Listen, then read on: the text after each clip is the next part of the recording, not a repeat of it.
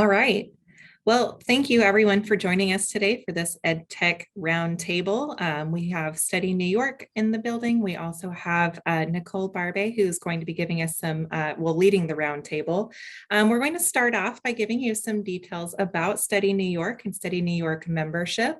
So I'm going to share my screen. I've got a very quick presentation for you. My name is Jennifer Kenyon. Nice to meet you. Thanks for being here today. Now, can you see my screen? Is it the presentation? Yep. Okay, just making sure. 2 years of Zoom and it still never quite works the way I expect it to. So Study New York Consortium is a nonprofit consortium of over 40 public and private colleges across the state of New York, including SUNY and CUNY and a variety of other private institutions, technology colleges, basically everything you can imagine. There's some representation here within the consortium. And the goal of the Study New York Consortium is to promote New York State as a destination for international students and scholars. Our website is a great place to start. I like to point out the section of Find a College. You'll find lovely profiles about all of the member institutions there. This is a great place for representatives and other folks to find out about your institutions. It's also a great landing place for students who are looking for an institution to study at in the state of New York. There's a variety of other things listed here on the website. You'll also find videos, you'll find social media posts, you'll find information about upcoming events. So it's a great place to take a look if you're not quite sure what Study New York is all about. We also have some great social media that you can follow. Facebook, Instagram are two great places to start. We're also on LinkedIn and YouTube. We have got some great campaigns that we've done over the last few years on Facebook and Instagram, both to promote our current institutions as well as to promote events that we're participating in. Sometimes there's great events with Education USA that we cross promote. So it's a great way to get some, for you, free publicity for your institution. Here's some examples. Just this last month, we have been running a social media campaign highlighting OPT and CPT opportunities that students at our various institutions have participated in. We actually reached out to students at member universities and asked them to submit information about the OPT and CPT experiences that they've had while studying here in the state of New York. And this has been a really great campaign. I think it shows the great opportunities that all of our students have had while studying at our various institutions. Here's a list of current Study New York member campuses. You'll see again, great representation from SUNY, CUNY, as well as the private institutions across the state. There's lots of ways to meet with a Study New York group. We are represented at conferences. We'll be at NAFSA this year. And if you haven't heard, we have a really amazing location, literally like at the front door of the expo hall at NAFSA in Denver. So definitely stop in and say hello. We generally participate in things like ISAF, Education USA Forum, EAIE International Conference, APAIE Conference. Basically various conferences throughout the year, you can find representatives from Study New York. And we've got some pictures of some of that participation in the past. We're really looking forward to doing this in person again. I know you are too. We also host some great events such as high school fairs. I think we'll be getting back to that sort of thing, hopefully in the next, the next year. These are also pictures of things like agent fam tours and agent visits. There's opportunities to meet with agents here in New York on various campuses and in-person events throughout the years in normal times.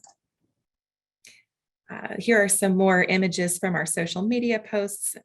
This was from a campaign about why students love studying in New York.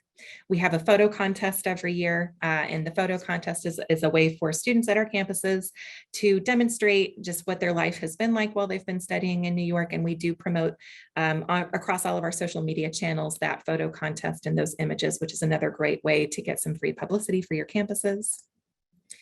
The annual membership fee is a very reasonable $600, and you can sign up for memberships by the link here. That will be in the chat for you in just 1 minute. Some other benefits of membership are that you get the opportunity to volunteer first at some of these great opportunities that come up for Study New York. So as an example, this week, some folks from the consortium will be volunteering to meet with agents from Latin America on one-on-one Zoom presentations. Members also volunteer to present.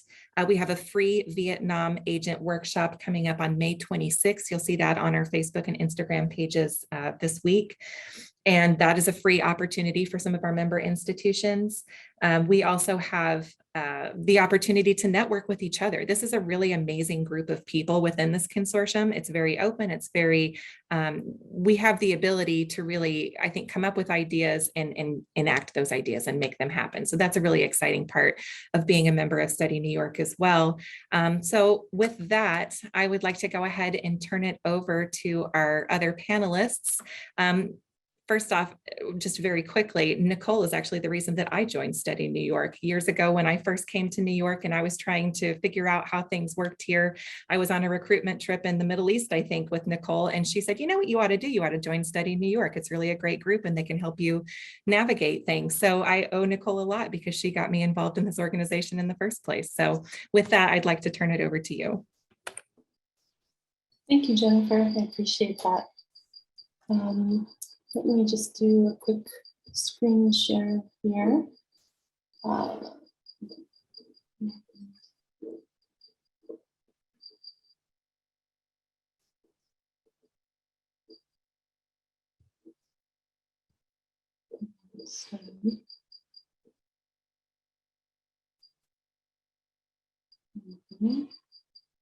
Everyone seeing just my slides? Yes, it's good. Okay, great. So first of all, I wanted to say thank you to everyone for joining us today, and thank you to Study New York for offering to let me kind of host this discussion. I think it's key timing with everything happening in the world of ed tech at the moment, with NAFSA coming up. And so I'm really happy to be here and to share the knowledge that I've learned over the last year or so, working with some of these ed tech vendors, and then to have colleagues like Jim and Rob here to also share their experiences. So your presenters today are myself. My name is Nichole Barbe. I'm currently a consultant working in international education. Prior to being a consultant, I oversaw graduate and international admissions for New York Institute of Technology, which I left a little over a year ago. And since then have been working independently, doing consulting work for higher education institutions, but also for ed tech companies. In the interest of full transparency and full disclosure, I am working with some of the companies that I'm going to talk about today. I'm not here to pitch their services or to pitch partnerships with them. It's just to give some understanding and some background, and to kind of help understand what it is they're offering within the ed tech world. In addition, we have James Schaefer from Touro University. He's Director of Marketing and Recruitment. And then we have Robert Oliva, Assistant VP for Enrollment Management at St. Francis College. The overview today is pretty straightforward. We did send out an ed tech survey a couple of weeks ago, had some great responses, so I'm going to share that information with you guys. I'm going to go over the brief landscape of ed tech vendors. I'll break down some of the different kinds of ed tech vendors that are out there. Jim is going to share his experience at Touro University. Rob will share his experience at St. Francis. As promised, we will work on some questions that you can take away from this presentation that will also be sent out to everyone. And then we're going to open up to questions and discussions. And hopefully we'll have some good discussions following this presentation where we can share information. So to get to the first part, the survey results, we had around 10 institutions respond to the survey. So I took just some of the key information that I thought was interesting, that really stood out to me. First of all, every one of the respondents indicated that their recruitment budget has decreased since pre-COVID. In some cases, it was up to 50 or 60%, which I think is really telling of the situation for international recruitment and how difficult it is for institutions at the moment. There are quite a few hesitations about working with new edtech vendors. The first one, concern about ROI, which makes sense if your budgets have been decreased by up to 50%. And lack of manpower to manage the platforms or manage the leads, which also kind of makes sense if budgets and staffing are being decreased, but we still have the pressure to produce the same results and recruit the same numbers of students. And so it's kind of like do more with less, which is a big challenge for international admissions people. And some of the top reasons that people were interested in learning more about edtech vendors were to explore new international pipelines and to diversify international populations, which I think are really great motivators for working with international edtech vendors. So why are we here today? We are here because in March, the PI published what they call the Digital Student Recruitment Digest. If you haven't read this, I highly recommend you do. I'm actually going to put the link to it to download it in the chat. It's incredibly useful. There's a lot of information. I think I was looking cross-eyed for about 10 minutes after I finished reading it. And I thought to myself, this is really great information. I feel like it needs to be digested and then broken down into a way that's more understandable for institutions to understand the different kinds of vendors that are out there so that they can evaluate them.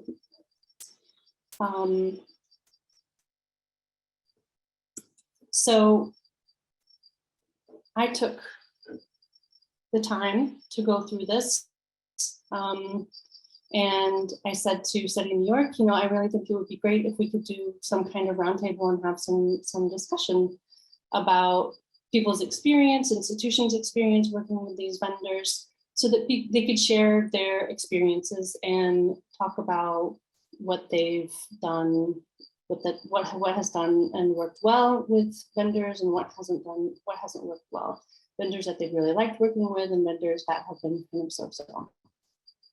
Some of the key takeaways from this digest and really is kind of the global landscape of edtech vendors at the moment is there's a lot of money out there going into these companies. $18.8 billion have been invested into edtech vendors since 2018. There are over 50 vendors, at least that are listed in this digest. There are definitely more that aren't listed in the digest. And so that kind of information can be overwhelming in the sense of how do I know which vendors are going to be right to work with. Things are happening in the space where the mergers and acquisitions are taking place. So some of the bigger companies are buying up the smaller companies. Some companies are purchasing their competitors. And so it's interesting to see the new models that are coming out of these mergers and acquisitions. They're expanding their offerings. Some are now offering end-to-end solutions. And sometimes it's hard to keep things a little bit straight. Now, with all of this investment money coming into these companies and into the industry, they all have really aggressive growth models, which is why you're probably getting bombarded on a daily or weekly basis by emails from these companies asking you to have a presentation, to sit down and chat, and to sign on with them. They have to report to their investors and they have to show that they're growing. And so they have really aggressive goals that they have to meet. which unfortunately means a lot of emails for everyone in international admissions. And then finally, there's a lot of data around there, out there. I think for me, being kind of a skeptic is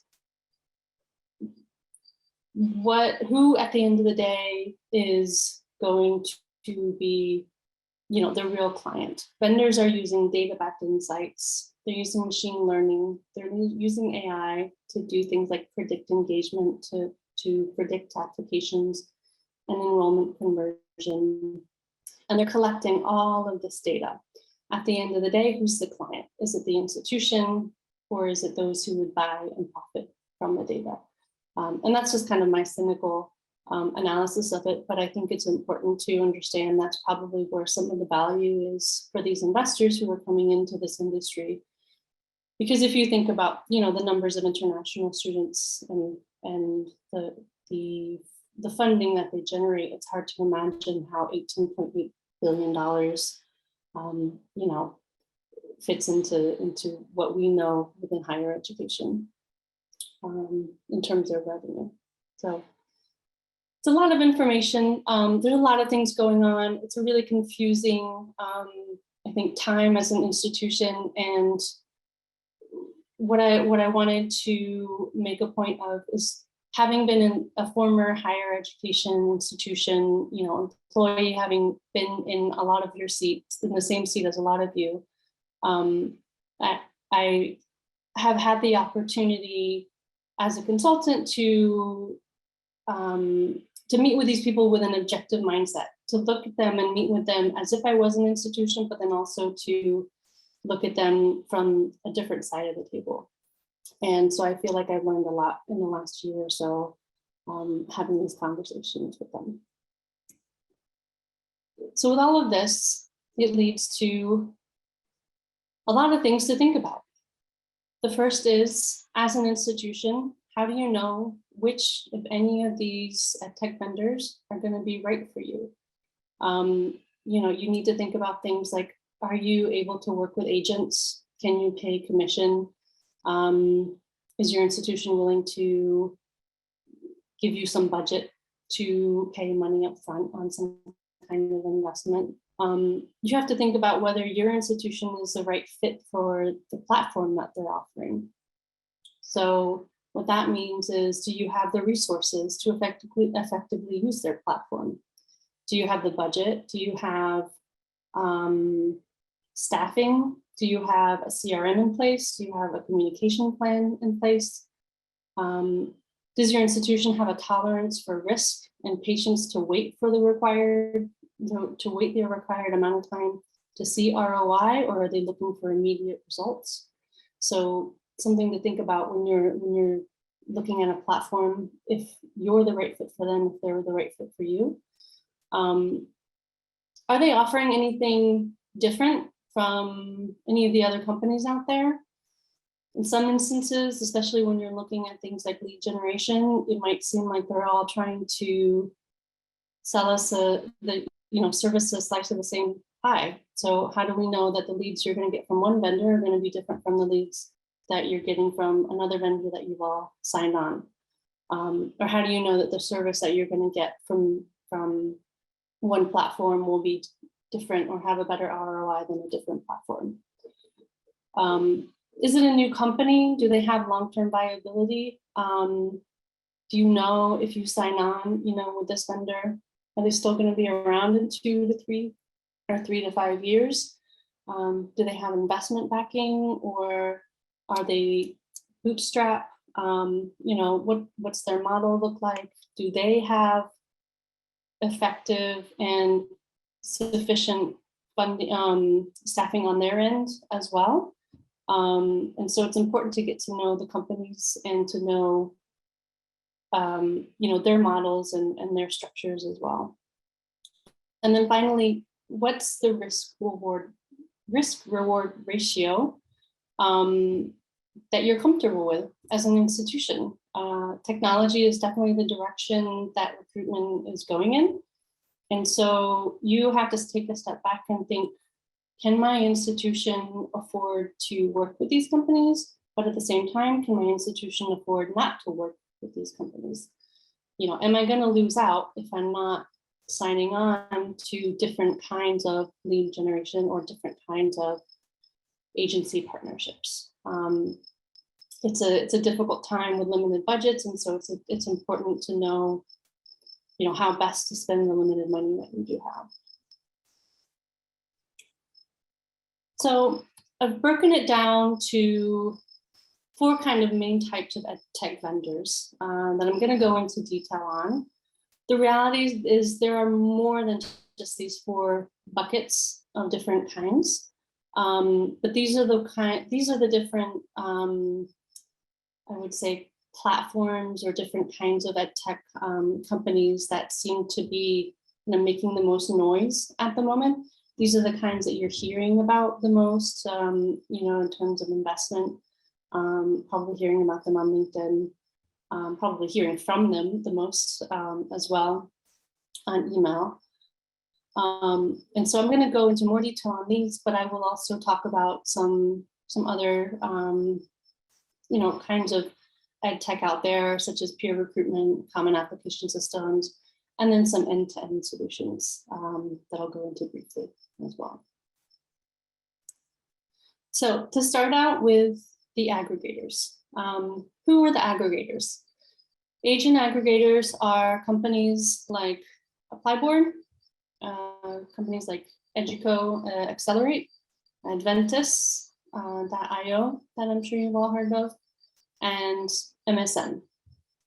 They don't like to be grouped in this way, but essentially these are just kind of remakes of the master agent sub-agent model. What happens is you as an institution, you sign on with an agent aggregator or a platform or a marketplace, and they have their network of sub-agents or agents that they work with to recruit students on your behalf. The difference, I think, in the agent aggregator space from the typical master agent sub-agent model is that these are companies that are using technology and platforms to create what they call marketplaces. So if you take a company like Accelerate or Adventus, you know, they're using these really well-developed platforms that your courses and your programs are listed on that are accessible only to their agents, and their agents are able to browse courses with their students. They're able to match the courses to their students. They can make sure that students meet the requirements, and they provide a wealth of information to the agents that they can make sure that the students are the right fit for the institutions. In a lot of cases, they also provide a centralized application for the agents so that the agents can apply to multiple institutions on behalf of the student through one application on their platform. Now, they all have kind of different models in terms of funding, and they've all got their, you know, the thing that makes them a little bit different. But at the end of the day, you know, these are just kind of big master agents that have a sub-agent model. They do have some pros to working with them, absolutely, because I come from an agency background. I think there's always an advantage to working with agents. First and foremost, there's low risk. There's usually no upfront costs, and it's all commission based. And so if you're already working with agents, why not just add another one? Or add one big agent that can give you access to a really wide network of agents almost immediately. They can also help offer increased diversity for recruitment. And so they might have reach in some countries where you don't have reach and where you don't have agents. There are some cons to working with an agent aggregator as well. You know, one of those is less control over which agents represent your institutions. So, you know, that Indian agent that's been emailing you for 6 months that you haven't wanted to sign on to, well, guess what? Now he can maybe sign an agreement with Accelerate, or he can sign an agreement with Adventus, and now he's representing your institution even though you didn't want to work with him. So you do lose some control over which agents represent your institution. You lose some control over the training and the messaging about your brand and your programs. The commission rates might be higher for these companies because They are working on larger scales. They're passing, in some cases, they're passing the commission on to their smaller agents. You may create competition with already established partners that you have. So by going and signing on with a Apply Board who's recruiting in India, they might create competition with agents that you already have in India who are sending you students by offering a different commission model to that agency. They may also, and in some cases, they actually talk about this as part of their business model. They may propose upsells, and so you can get into a situation where you're facing higher competition and diluted visibility because they're working with so many institutions, and their solution is to upsell you to get better visibility and to have better listings so that the agents find your school or your courses more easily than other schools. And then finally, the reality of diversity for recruitment might not match your expectations. You know, they have the pressure and the incentive to produce high numbers. And at the end of the day, I think when you've been in this business long enough, you know that the high numbers come from the key markets. And so you're going to get some reach in diversity for new markets, but if they have incentive and if they have pressure to produce higher numbers for you, those higher numbers are probably going to come from the key markets that you're already working with already. Next is Flip Recruitment. I've chosen to focus on 2 companies for Flip Recruitment. StudyMe is one of them. Like, as I mentioned, StudyMe is one of the clients that I'm working with. But I chose to use this graphic because I think it illustrates really well what they're proposing on their platform. StudyMe's tagline is "Be discovered by the best universities in the world." So instead of a university creating a profile and the students looking at universities and choosing which ones they want to contact, the students put their profile and create their profile on the website. And then the universities look through the students and they choose which students they want to connect with.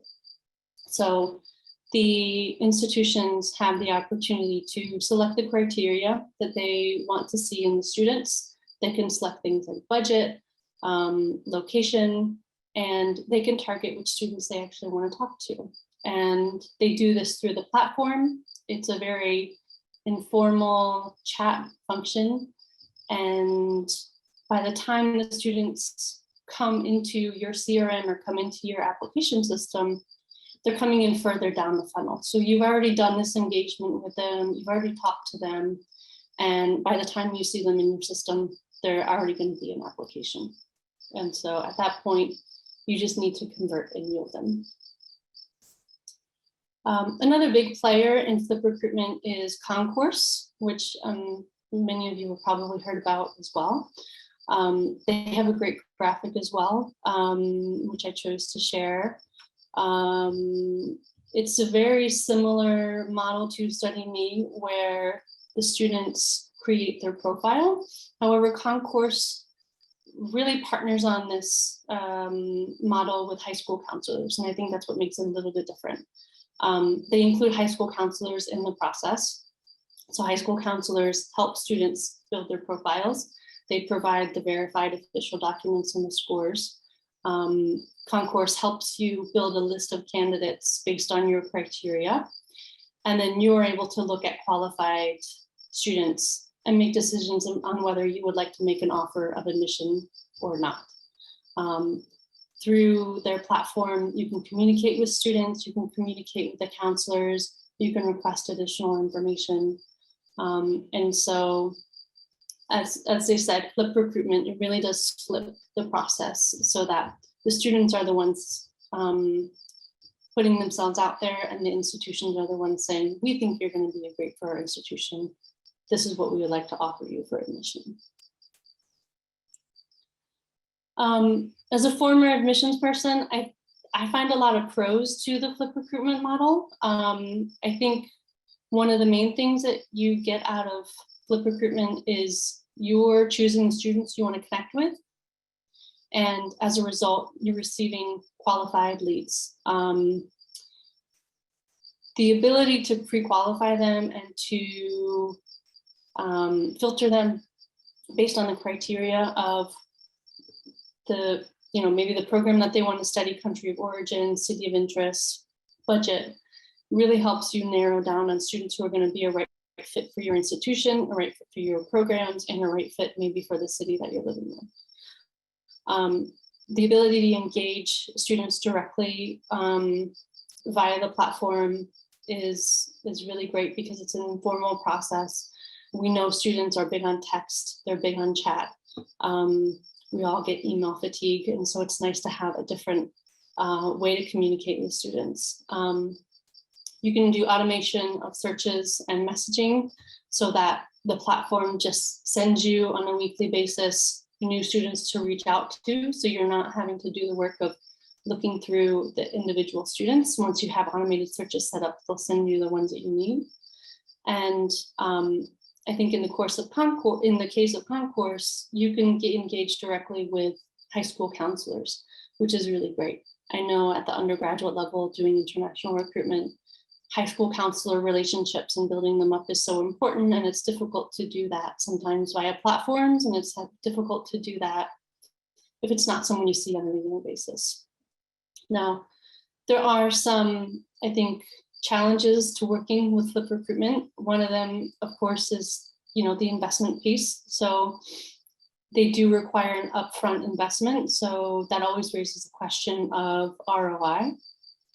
Is there going to be any kind of guarantee that you will see applications and that you'll see enrollments from your investment in this platform? And then they do take time and manpower to manage the platform efficiently. I remember the first time talking to Study Me, I said, this is great, but as an institution, I don't have time to go on and log into your platform every day. So I would really like to do it, but I don't know how I would manage it. As a result, Study Me, for example, actually offers a solution to manage your leads for you on the platform. And so, I think that the advantage of ed tech vendors is in some of them, they're adaptable, and if they can offer you solutions, I think it's really helpful. K through 12 platforms are another of the main, I think, vendors that we're starting to see out there. I've listed My Learning, I've listed Cialfo, BridgeU, and Udentity. It's basically the traditional recruitment process compared to the flip recruitment, where the student is creating the profile and the university is searching the student. You're creating your profile, the students are browsing their shortlisting programs, you're engaging with the student on their platform, you're engaging with their high school counselor, they're preparing for their applications, and then they're applying to you directly to the institution. So the student might be really interested in your institution, but you don't have those pre-qualifying factors like you would in flip recruitment. Some of the pros who are working with K through 12 platforms, of course, are access to a wide network of high school counselors. It's always important in undergraduate international recruitment. A lot of them offer the ability to host live branded events, and they offer a lot of key insights and data that can help you focus on your markets that fit well into your institution. Some of the cons, especially with the K-12 platforms, is upfront cost and investment. Sometimes they have a very high price tag, so they do raise the questions of ROI. They're all kind of offering the same thing, so it's difficult to know which one of these, is the right fit for my institution, or which one am I going to like best. You may also face high competition and have diluted visibility with these platforms because they've got all these institutions that they're trying to build up profiles for the institute for the students, so the students can have as much choice as possible. And then again, you know, it's time and it's manpower needed to manage a platform efficiently, especially if it's a platform where you're engaging directly via chat or you know, text messaging with the students. Lead generation, I think, to me, is the highest risk model in all of this. They also seem to be the most aggressive in terms of sending out emails and trying to sign on institutions. So, you know, students come in to you at the top of the funnel.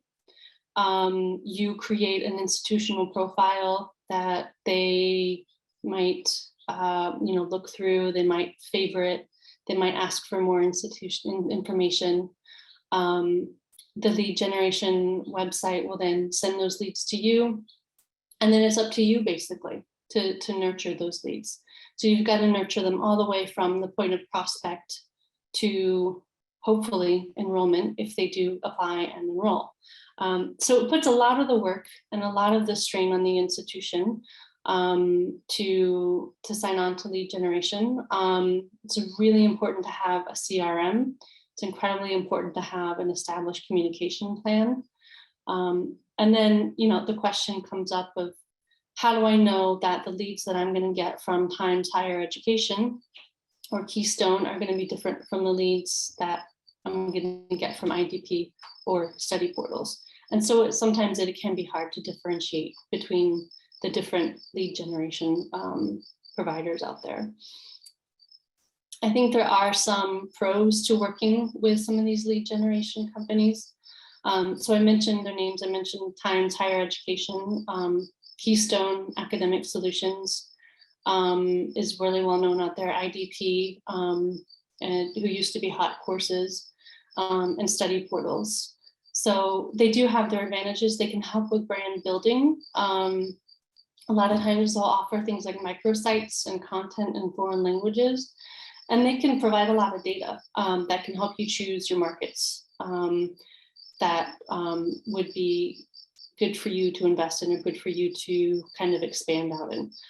You know, another thing about good lead generation sites is if you're looking at expanding into new markets, you can use them as a feeler to see where your leads will come from down the road eventually. And where you can, at one point, invest money into boots on the ground recruitment. The biggest risk, I think, with working with lead generation is, of course, the upfront investment. They usually have large budgets in order to sign on with them. It's incredibly difficult to guarantee ROI, especially since all of the onus is really on the institution to do the lead nurturing from A to Z. The leads come in, they're not qualified, so you don't know if the students have the budget or if they're looking for full scholarship. You don't know if they meet the requirements for your program. You don't know if they're coming from a country that is really going to be able to get their visas or not. So a lot of the information that you're getting is just names and emails sometimes at this point. You probably will face pretty high competition and have diluted visibility, which is where, again, upsells come in. They'll try and sell you a premium package or a gold package so that you can have a prioritized listing so that your program shows up on top when students look for MBA or something like that, for example. And then if you don't have a CRM and you don't have an established communication plan and then lead nurturing process, it's kind of just money thrown out the window at this point. You have to have a process where you can follow up with the leads and where you can nurture them and you can engage with them. And if you don't have that, then it's typically not going to be a fantastic investment for your institution. And then some of the other innovators that I wanted to just briefly talk about before I turn this over to Jim so he can talk about Touro University and their experience are three more kind of buckets that that are out there. You've got peer recruitment like Unibody, the Ambassador platform, and Campus Connect. I don't have a lot of experience with these companies, but I've heard really great things with them. I think there are probably some institutions who work with these companies that really like them. They allow students to engage with current students and ambassadors and talk about their experience on campus. There's common applications that are offering one sort of centralized application portal for students to search for and apply to multiple institutions. I think you could probably add Apply Board under this as well, but you've got Student Apply, iSchool Connect, and Enrolling. And then finally, you have some end-to-end enrollment solutions. Those include Keystone Apply and QS enrollment systems. I think these are compelling offers because, especially if you're coming from an institution that doesn't have staff to do lead nurturing, doesn't have necessarily a communication plan. If you're willing to outsource it and your institution has the money to outsource it, then it could be a compelling offer to kind of just shove that over to one company and let them do that, so that by the time the students come to you, they're vetted, they're nurtured, they're ready to apply, and you just have to admit them and then yield them and convert them into an enrollment. So you're starting to see more holistic solutions out there as well. And some of these are the results of some of the mergers and acquisitions. So Keystone purchased UniQuest or something like that. And through that, they're offering the new Keystone Apply enrollment solution. And so with that, I am going to now turn it over to Jim, who is going to talk about Touro University and his experience working with some of these vendors and international recruitment. All right, thank you, Nichole. And many of you probably know us as Touro College. We're going through a lot of great changes right now, and the Board of Regents of New York just said that our campus in New York is now Touro University. Next slide, please. So we are also transitioning from the HubSpot CRM to a new CRM, just so you know. So a lot of transitions here. And you can see pretty much what I'm talking about today is almost the before example of a university that's really starting to think about putting together long-term annual strategic plans for international recruiting. So it's interesting. So yeah, so Nichole's talking about the lead generators. So as you start thinking about lead generators, you also want to think about your SEM campaigns overseas. We have SEM campaigns, which are mostly Google ad campaigns and some YouTube work in South Asia and some key countries. Here's the one from our MA in Web and Multimedia Design program. This is also going to bring in a lot of unqualified leads, a lot of people fishing for full scholarships, and you really need to get that question out to them. Do you have a parent or a close relative who's going to be a strong financial sponsor for you, and you have to qualify them quickly? So next slide, please. And also, speaking of both your own campaigns from the SEM campaigns or from lead generators, a lot of the burden is on you to have great follow-up and have great nurturing campaigns. So yes, CRM is crucial. And people who know me know I'm very old school with talking to people who like to send long 10-paragraph emails as their first email on here's how to apply and try to wipe those out completely. You're not trying to tell the person how to apply when they've never heard of your school before they Googled you. So you really want things in your nurturing campaigns and in your first follow-up that are highlighting your students and the success of your students. And this here is an example of me testing how my own email looks on an iPhone. And as you can see, I've got problems here. I missed a hard return. And I have to figure out with my team why my signature is so small. And if you could see my signature, there's this awesome thing in there called the schedule a meeting link. And so if you can go to the next slide, please. So I know we're transitioning off of HubSpot, but I've kept the free version of HubSpot, and I have a schedule meeting link here. So this is what a student in India could see on Sunday if they clicked one of the nurturing emails we sent to them. If they clicked my schedule a meeting link, they could see this on Sunday, but suddenly on Monday, all 6 of my slots filled up. And I suddenly had six meetings to divvy up with my 3 program directors for students who were from Kenya, India, Pakistan, Bangladesh. So if you don't have a schedule, a meeting link, please get one. They work really well. Next slide, please. And then with our new CRM, we've got these customer journeys in there. So of course, we reach out by WhatsApp, but in addition, once we get new leads, they're getting a series of 5 or 6 emails over a couple of weeks. And next, please. And here you can see our new CRM and how it's scheduling the customer journeys. I think the top one, I scheduled to go out a little quicker for international leads. And the middle one was for domestic leads to go out a little slower, every 1, 3, and 5 days. All right, and next slide. So when you think of EdTech vendors, don't just think of the aggregators and all the vendors that Nichole's been speaking about, but really think about how you're integrating calling options, texting options, WhatsApp options.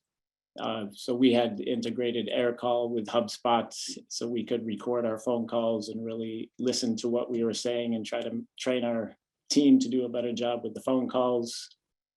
And next, please. And we have a texting solution for a program that we have that has a lot of Americans joining so that we can be very quick with getting a text out to the person because millennials love texts.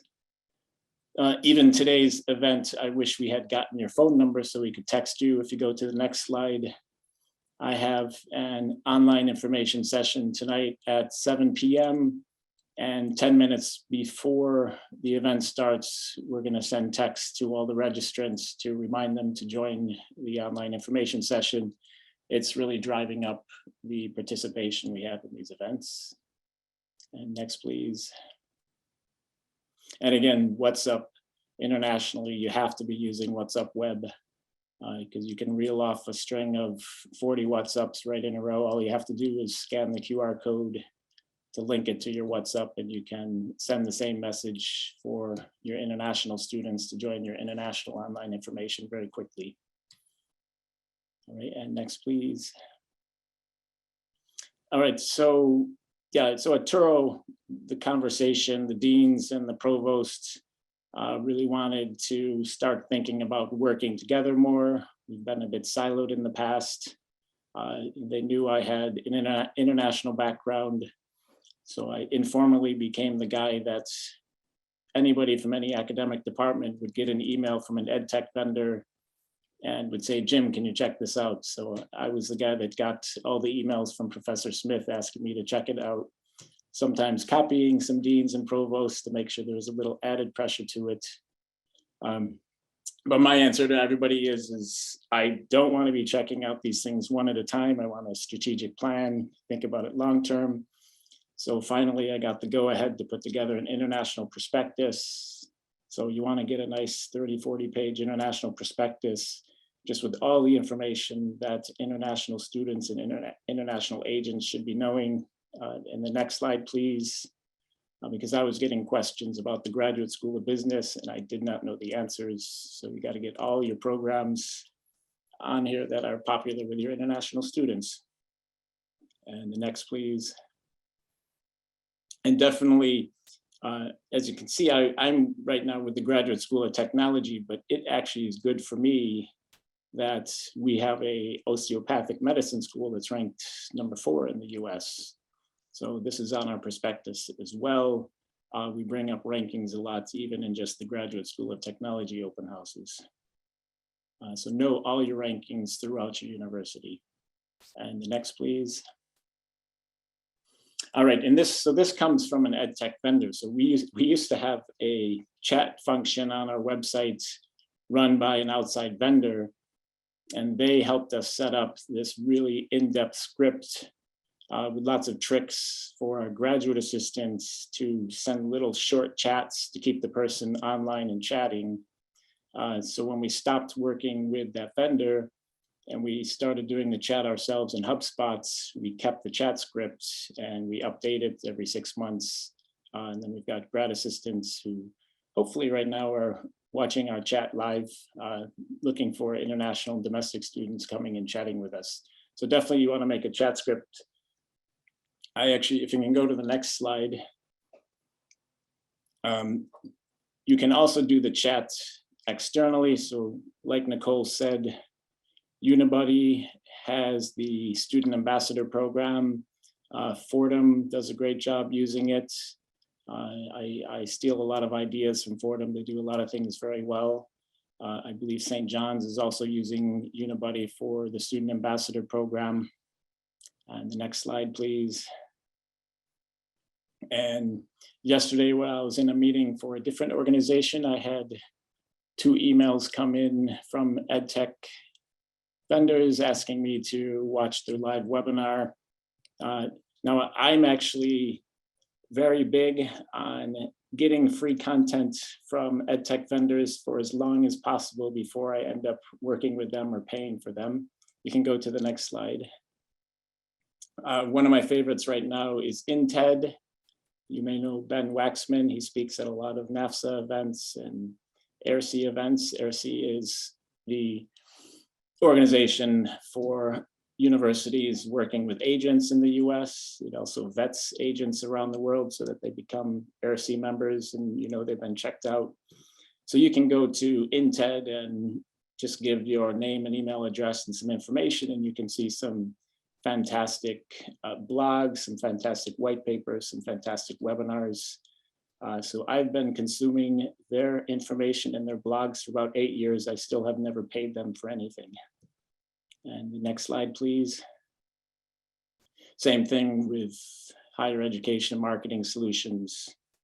This is a good place for ebooks. All you have to do is provide your contact information and they've got fantastic free content.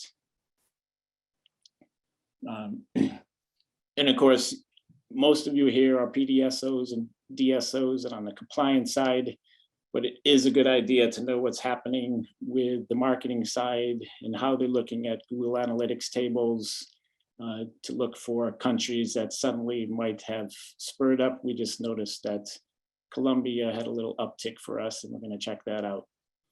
Next slide, please. And speaking of Study New York, it was Study New York advisors who suggested that the FPP fair was getting a lot of action in the booths. In the past at Turo, it would have been a single academic department paying and joining this fair, but we were able to get 3 departments interested in international students to join this recent one for Latin America. It did get good action. So FPP fairs have worked very well for us. If you can go to the next slide. Here, for example, is the Yakut Fair in India. You can look, a lot of these vendors overseas running the fairs are lining themselves up with different organizations like US Department of Commerce. US Department of Commerce, US Commercial Services is linked with Study New York. They help us out.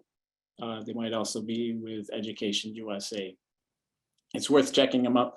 What you want to look for is which of these fairs is then sharing with you all the contact information of your booth visitors, which of them are sharing all the contacts of every registrant to the fair, which of them are running a match to then share with you people who didn't visit your booth, but they think may be a good match. So those are questions to ask if you're going to work with FPP or Yakut or other international fair organizers.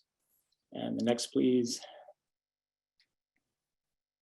All right, and I believe we're on to Rob. I think he's our after example of a school that's really been doing this well. Oh, and just one last thing to mention.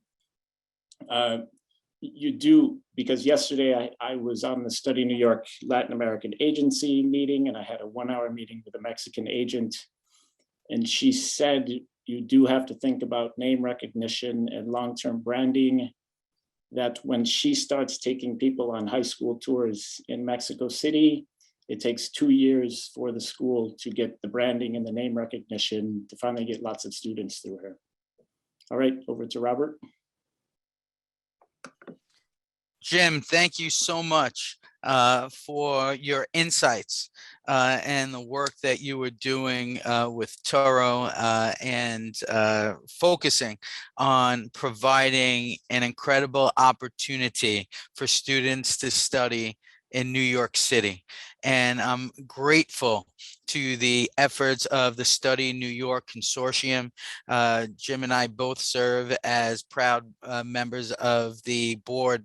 And as Jennifer mentioned earlier on, the incredible networking opportunities that we have made through this incredible consortium and the good work of the Commerce Department have made us all better practitioners in comprehensive internationalization. I am very grateful to be with you all today. And Nichole, thank you so much for your insights into work that we are all doing collaboratively.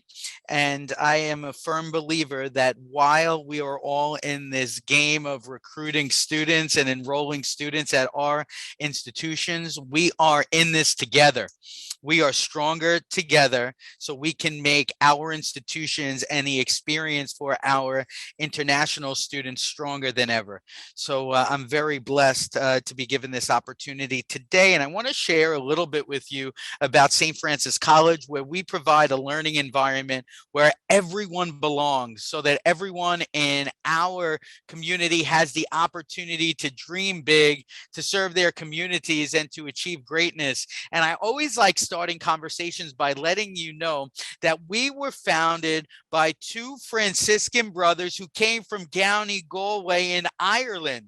So they were international. The roots, the history, the traditions of our institution were founded by two Irish Franciscan brothers who took that leap to cross the Atlantic Ocean to open St. Francis Academy in 1859. And we have been thriving ever since, celebrating harmony in diversity.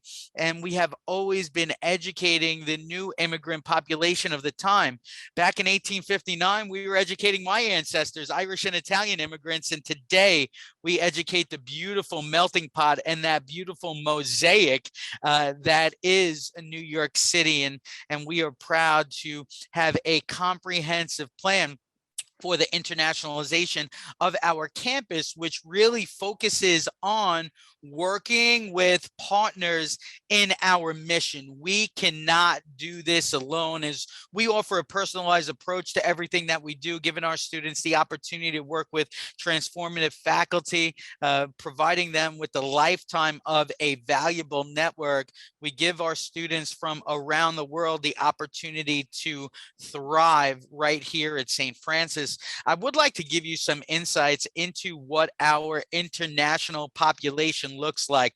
So on the next slide, you'll see that there are 2,400 total students at St. Francis College that study over 70 academic programs and majors. We have a strong honors program. We have 5 graduate programs. But the number that I would like to share with you is this.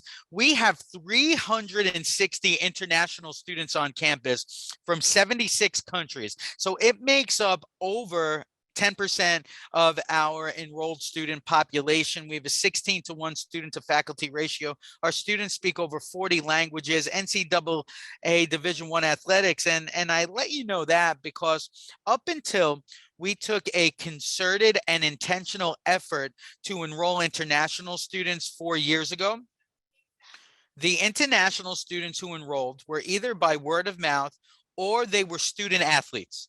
So 90% of the 100 international students who were on campus 4 years ago were student athletes.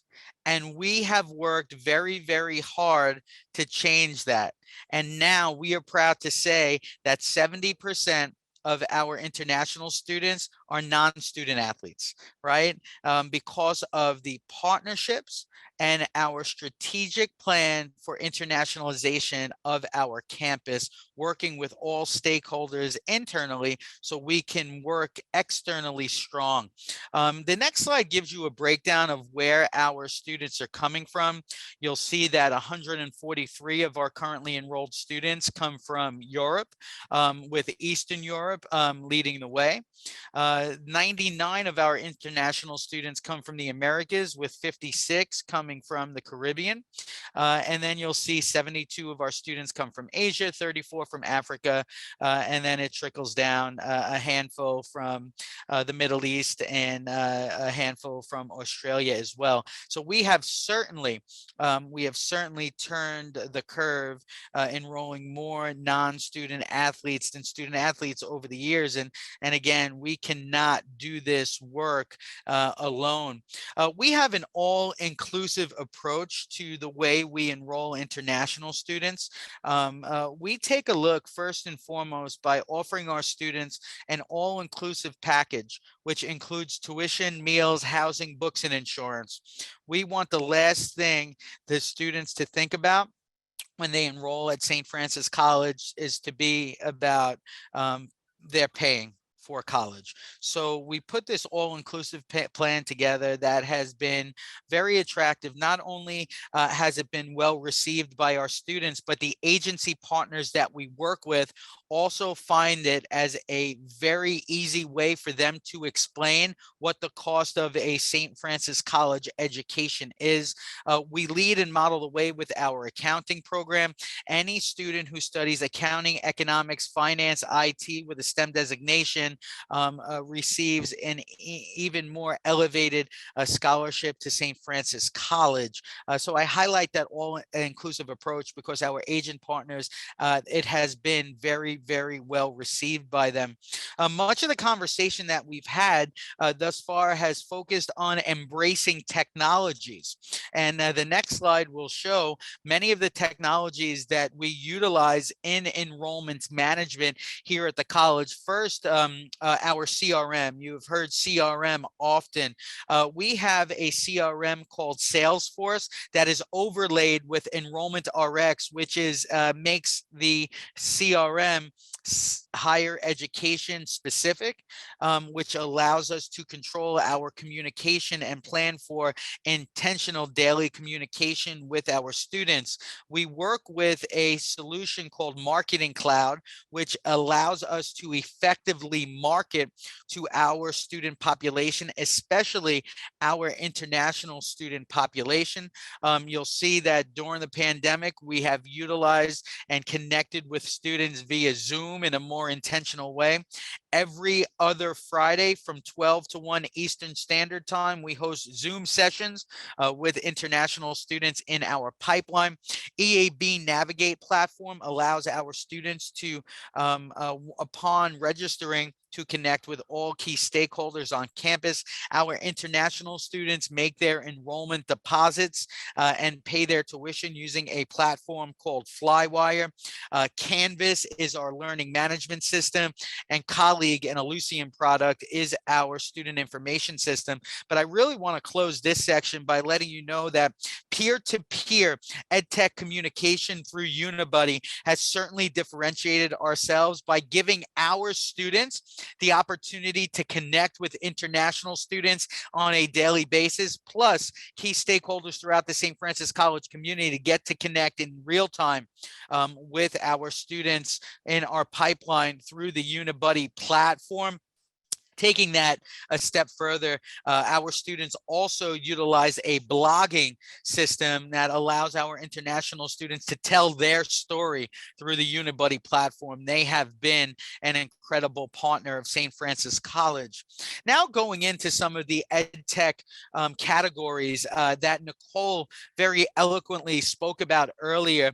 Yes, we do work with agent aggregators, and these are some of the things that we have learned partnering with several aggregators. Number one, they tend to be very innovative. They tend to be incredibly forward thinking. And every time I meet with one of these aggregators, they pump me up. They get me excited, and they they allow me to start thinking differently about what these relationships can be. And from a strategic perspective, they focus on strategy and help us focus on our international strategy, which the comprehensive internationalization of our campus is one of our strategic priorities of St. Francis College. The teams that these aggregators provide, they are welcoming, they are motivated, they make you feel at point of agreement that they are an extension of your enrollment management and international admissions team. But one of the things that we've learned is these agency aggregators, they have a decentralized approach. So you may have one person who you sign your agreement with, but you never really know the person on that side that you will be working with. Many of the emails are generic. Many of the communication that you have with these agent aggregators go out to a general inbox, and you don't know who the agent working that particular student is going to be. So sometimes it takes a little more time to work students through the enrollment process. And with those too many points of contacts, they could cause delays of processing, which causes delays in getting students through the process. And if a student, as you know, international students, if they aren't worked within 24 to 48 hours, they are going to walk and go to an institution that is able to process them much quicker. So some of the pros and cons that Nichole spoke about, we have seen them to be true, both those pros and both those cons. But I would say we are seeing enrollment growth with these relationships. And ultimately, you take the good with the bad, right? You take the pros, you take the cons, and if it is going to, move us into a positive direction, what is best is that we do have an account representative that we can contact and let them know what's working, what's not working, and work collaboratively and together to help move the relationship forward, because they are partners in our mission. The next category, flip recruitment. This is what we've learned. We have partnered with several flip recruiters who have actually given St. Francis College a very affordable rate to pilot these programs. They have a dedicated customer service team that continuously follows up with members of our team using the various platforms that either connect us directly to students or directly to guidance counselors and college advisors from around the world. These are incredibly innovative uses of technology that have created these profiles for students to actively match with St. Francis College. We find these to be innovative, but our team has seen that we need to almost have one dedicated person to work with the firms and work with these solutions and agent and partners who are focusing on flip recruitment to ensure that we can better serve students and better manage the relationships with high school guidance counselors and college advisors. During the pilots of two in particular, we did not have the staff to focus the time to do the follow-up necessary to yield students.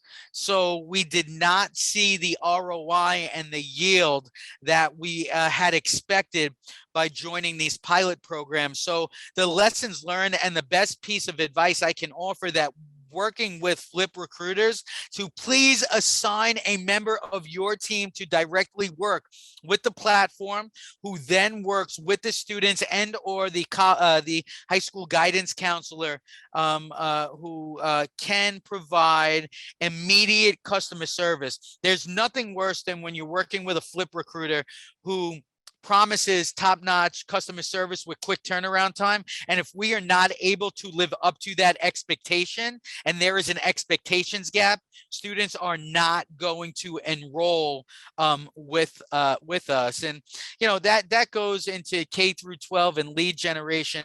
One of the things that we've seen, and as Jim alluded to, we are constantly getting cold sales calls from K through 12 platforms and lead generators.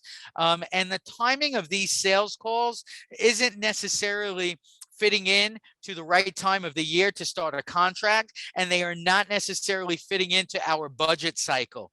So those are some of the things that I know I can't commit the time necessary to vet these platforms. And what we want to do is to utilize conferences such as AIRC, ISEF, and NAFSA to give us the opportunity to develop relationships through these meetings. So A, we can get to know who's selling the product. B, we can focus on a timeline that fits within our fiscal year.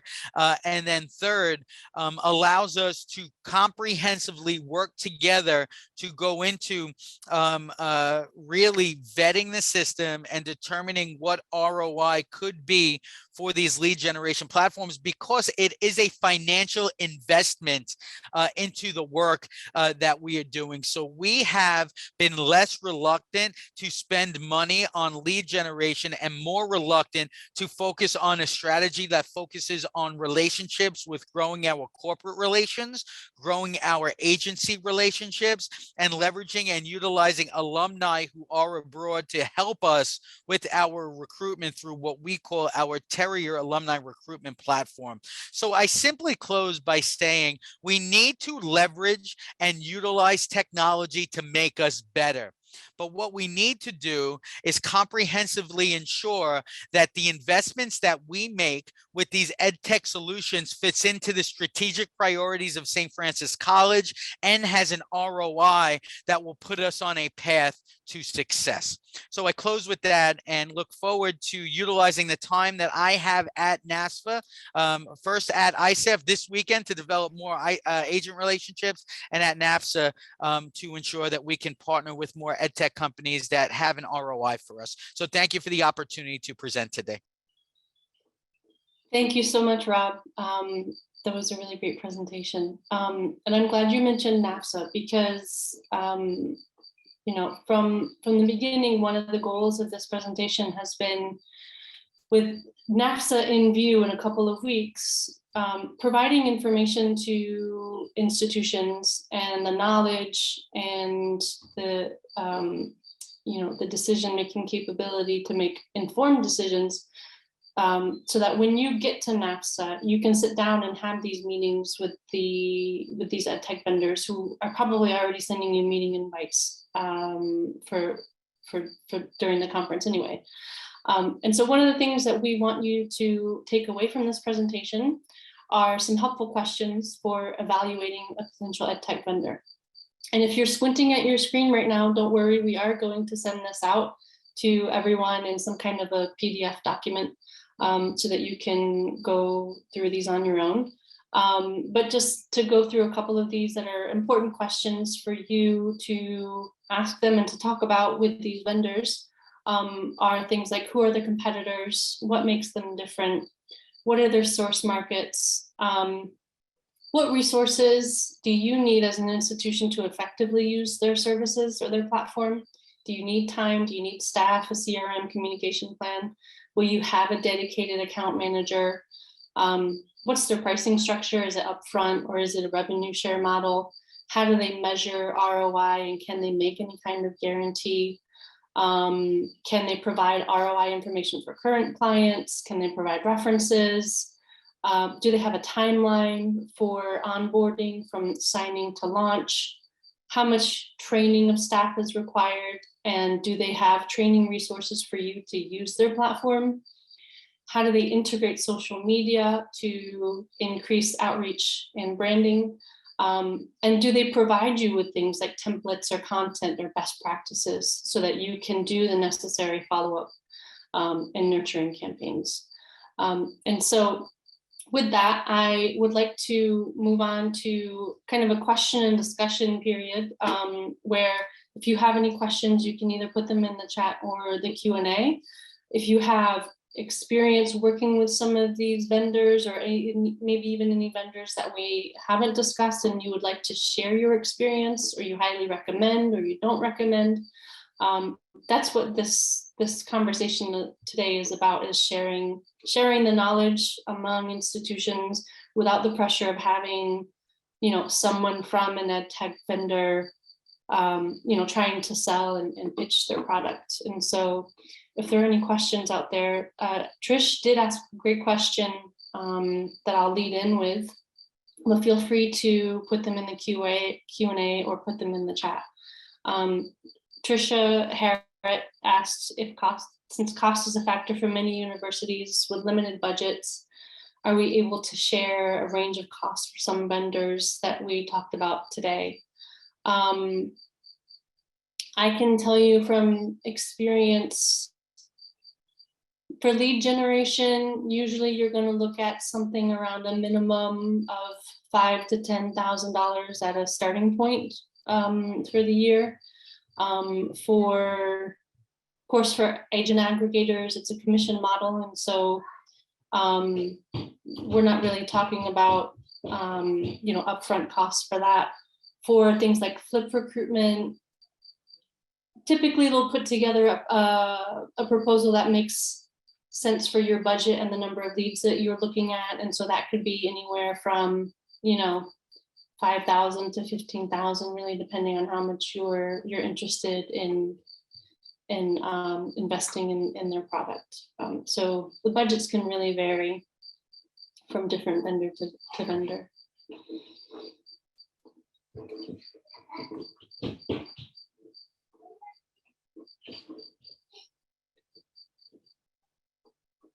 And so again, if you have any questions that you'd like to ask or anything you'd like to share, you know, please feel free to put it in the chat or in the Q&A. And just to say, sometimes with this, as you start talking about this at your college, internationalization becomes a part of that. I know Rob did that at St. Francis.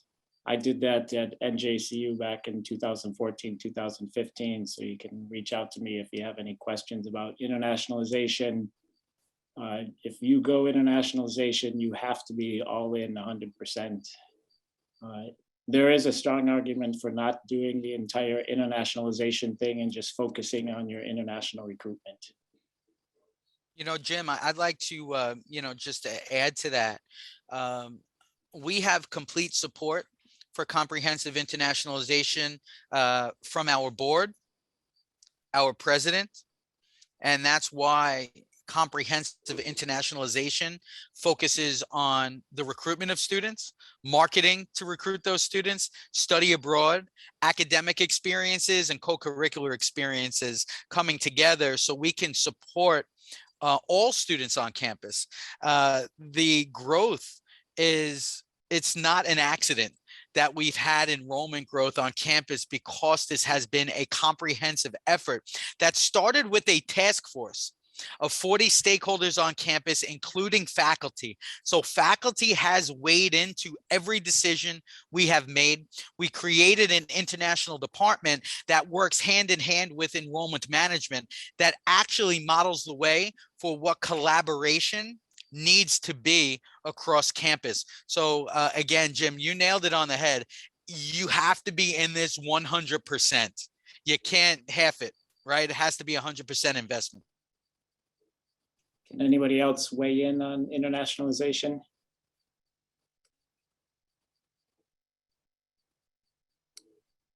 And I can say there are pitfalls to internationalization, because that New Jersey university got an exchange agreement with a Japanese university and quickly discovered that none of our students here wanted to go to Japan. So we were getting 10 students from Japan tuition free and sending those students to them.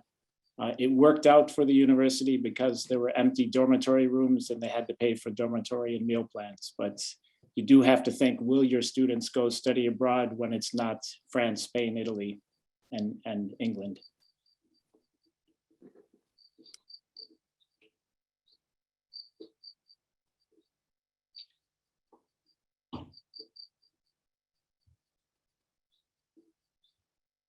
So we have a question from Tanya Barajas. Would you be able to share a list of the data websites like HEM and INTED in a follow-up email? Jim, I think that's for you.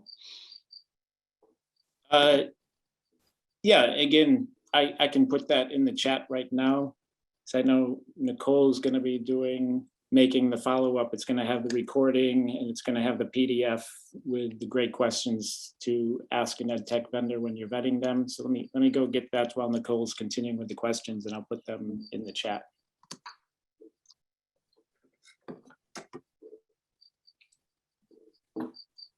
And please feel free to unmute yourself and turn on your camera and ask a question.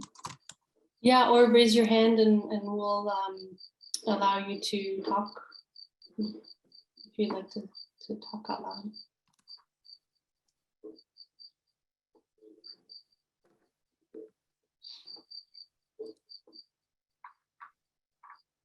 I'll put it in the Q&A. So here's first INTED.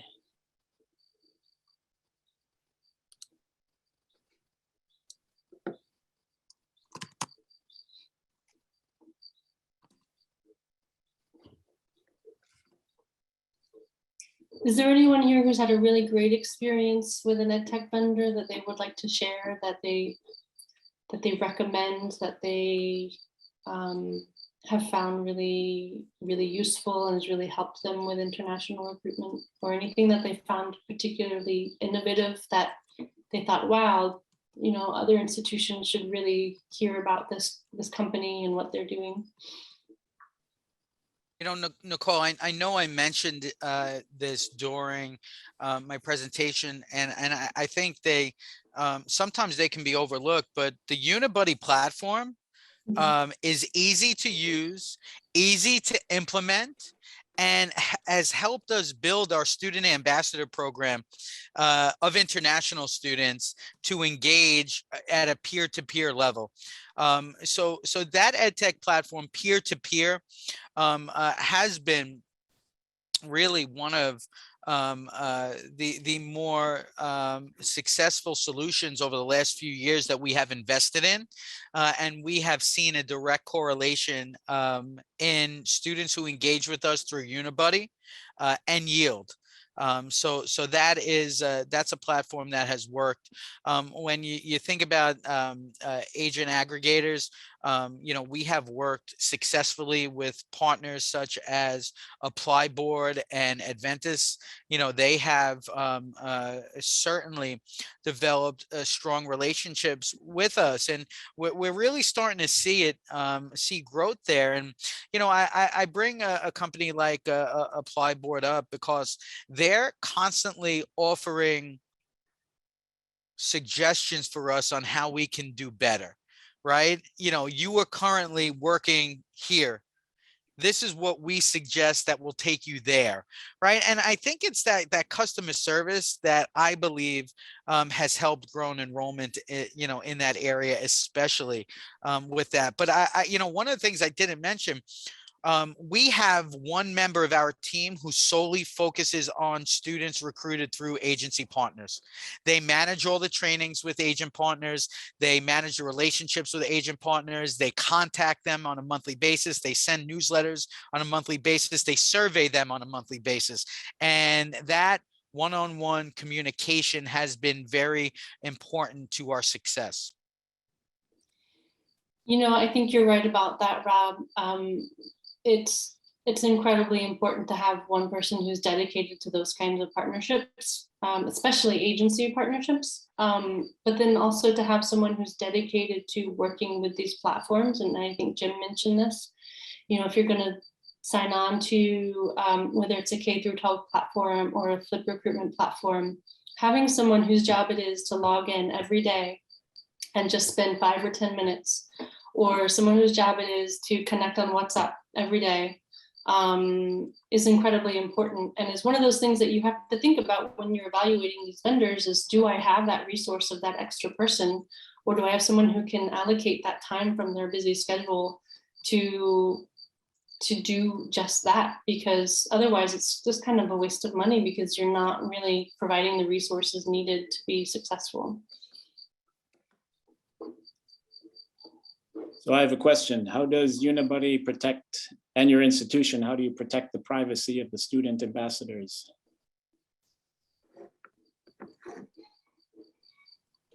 The student ambassadors on Unibuddy, it's their first name that our students see. You know, they are able to, there's a username and password that each student has when they log in to do the blog. You know, they operate as Robert, St. Francis College. And on the student side, the prospective student side, it's their first name as well in that. So, you know, it's essentially peer-to-peer in the way their communication goes. Okay, thank you.